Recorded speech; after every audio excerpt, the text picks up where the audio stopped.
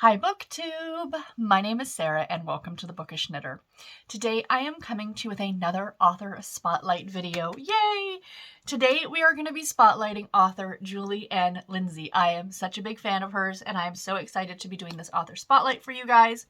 So, here to talk about Julie-Anne. Alright, I am just so excited to talk to you about her books because she writes so much. So depending on what kind of books, whether you're a romance reader or a cozy mystery reader, you are going to find something that you like from Julie-Anne Lindsey, I assure you. So her first book was published in 2013 and it was called Written on Her Heart, and it was the first book in the Honey Creek series. Now I found this on Fantastic Fiction. I found talk about this book, but I've never heard anything about it. I looked on Amazon.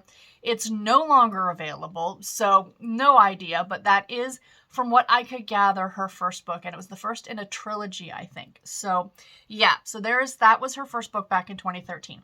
As of now, using her pseudonyms as well, because she writes under a few pseudonyms, which I'll talk about in just a minute, she's written like 50 to 60... Probably a lot more. I don't know. It was kind of hard. She's written a lot of books.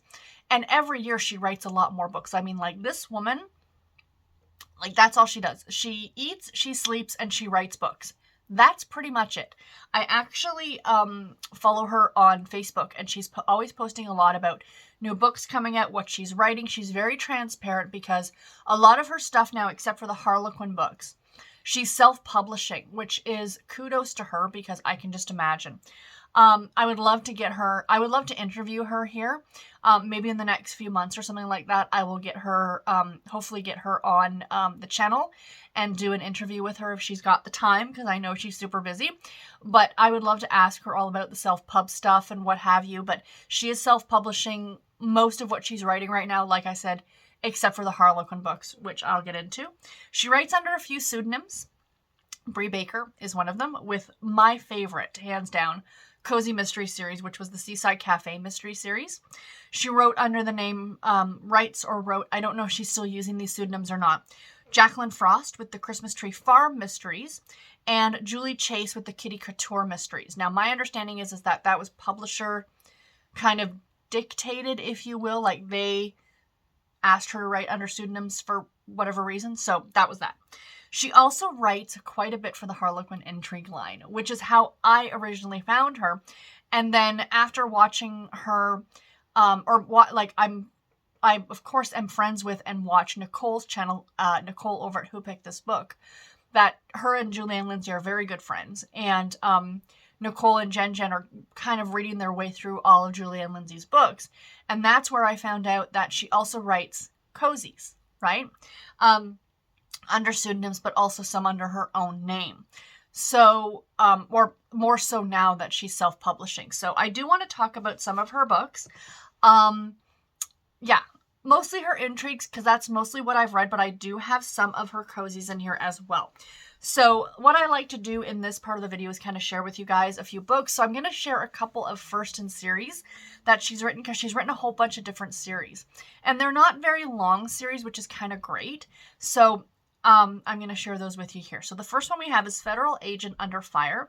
And this is the first book in the Protectors of Cade County series.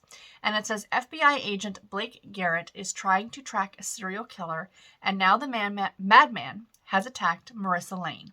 She escaped with her life, but is still in danger. Blake is torn between a need to find the killer and protect the woman he can't possibly keep. So there was 2 books in this series, and then there was another series called Garrett something? I can't remember. But I think it was the second 2 books in the series. But there was already a series with one of the names. I don't know. She talked about it in a live show once, and it was kind of okay, well, that makes sense. But it's actually 2 different series. Or no, pardon me, it's the same series, even though it's under 2 different names. So it's 4 brothers, and you get the first 2 and then the second 2. So the next book I want to talk about is one of her cozies. I have not finished a lot of series. You guys know I'm always in the middle of 2,000 series. But the 2 series that I finished this year alone were both Julie-Anne Lindsey cozies, and that's how much I love them. The Apple Cider Sling is the first in the Cider Shop mysteries. This is written under her name, Julie-Anne Lindsey. I love this series so much. It's only a 3-book cozy, series, so it's very easy for you guys to be able to read it. They take place, all 3 books take place kind of at a holiday. So the first book is Christmas, the second book is like Halloween, fall, harvest time, and the third book is like early, like summer, like 4th of July-ish, Memorial Day-ish, like that time period. So all 3 of them are really, really fun. But the first book, Blossom Valley, West Virginia, is home to Smythe Orchards, Winnie and her granny's beloved 25-acre farm and family business. But any way you slice it, it's struggling.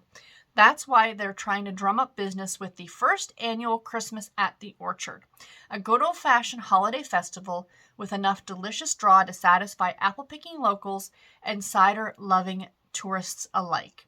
Until the whole endeavor takes a sour turn when the body of Nadine Cooper, Granny's longtime grudge-holding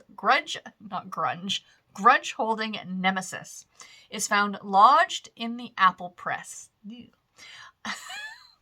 Grisly, isn't it? Grisly. Now, with Granny the number one suspect, Winnie is hard-pressed to prove her innocence before the real killer delivers another murder. It's really cute, really fun. I love the grandmother. She belongs to like this cross-stitch group, and they cross-stitch like dirty sayings. It's delightful. It's a delightful series. Please give it a read. Next up, we have Deadly Cover-Up. Deadly Cover-Up is the first book in the Fortress Defense series. I have read through this entire series as well. Violet Ames wants to know why her grandmother hired bodyguard Wyatt Stone before her suspicious accident. But as their investigation heats up, they uncover a scandalous town secret, and a determined killer takes aim at Violet. This was a really good series. Julian Lindsey does these intrigue books so well, you guys. Full of action, like seriously, please check them out. Speaking of one, like this series is still being written. The newest book, I believe, just came out in May.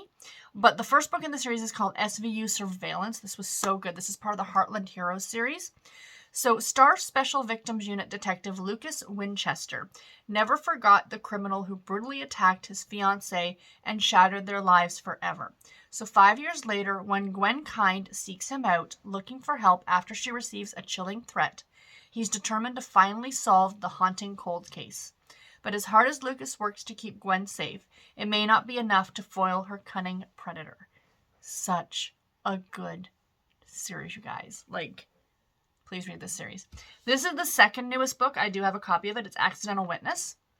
This is book 5. And like I said, book 6 just came out in May. So this came out in April.